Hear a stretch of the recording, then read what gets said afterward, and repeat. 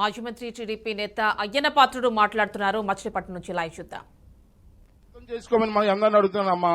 అంతేకాకుండా ఇవాళ లోకేష్ గారు నేను కలిసి కొన్ని రోజులు నేను లోకేష్ గారు కలిపి పంచాయతీరాజ్ మినిస్టర్ చేశాం.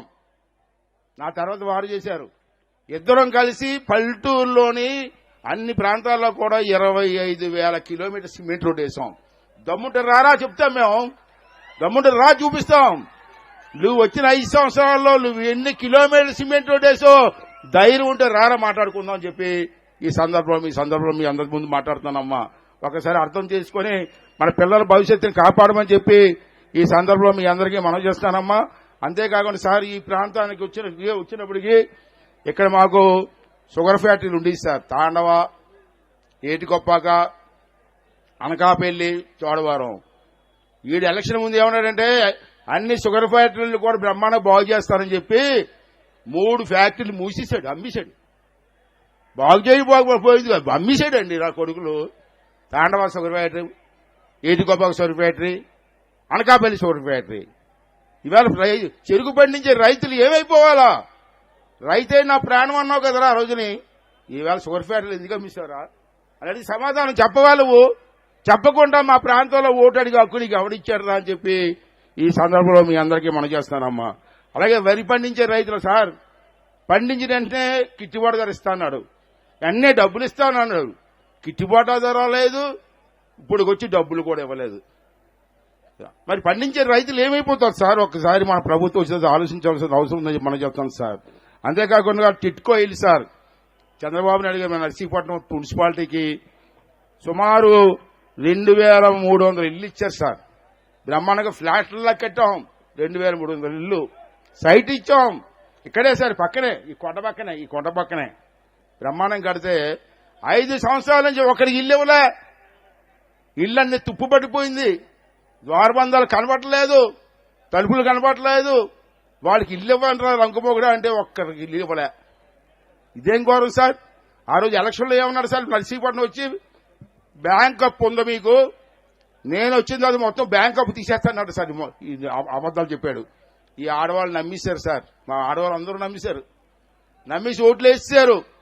5.5 సంవత్సరాలు అయింది, ఒక పైసా అప్పు తీర్చలేదు సార్. ఇప్పుడు బ్యాంక్ వాళ్ళు ఇంటికి వచ్చి 90,000 వడ్డీ అయింది కట్టమంటున్నారు. 90,000 వడ్డీ అయిపోయింది. ఈ రోజు కూడా ఇల్లు ఇవ్వలేదు సార్. 2,300 మంది డిపాజిట్ దిగట్టి అలో పొలోమని ఆడవాళ్ళంతా ఎడుతుంటే కనీసం పట్టించుకోవట్లేదు సార్.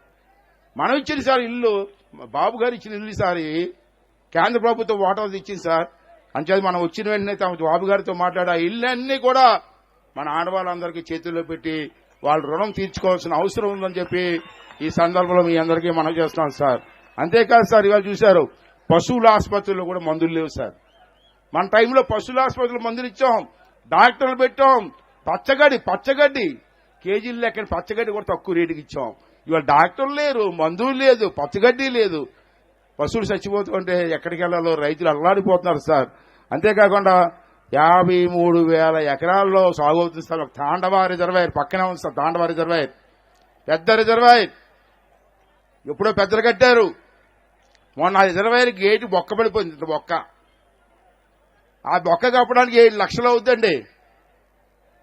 కప్పలేదండి, కట్టలే. 7 లక్షల రూపాయలు ఇవ్వలేదంటే దౌర్భాగ్యుడు నర్సీపట్నం ఎమ్మెల్యే. ఇడా మనకి ఎమ్మెల్యే నడుతాను నేను. ఆఫ్టర్ ఆల్ 7 లక్షలు ఒక గవర్నమెంట్ ఇవ్వకపోతే జేబులో ఖర్చు పెట్టుకెళ్ళాడా? ఇవ్వలేదండి.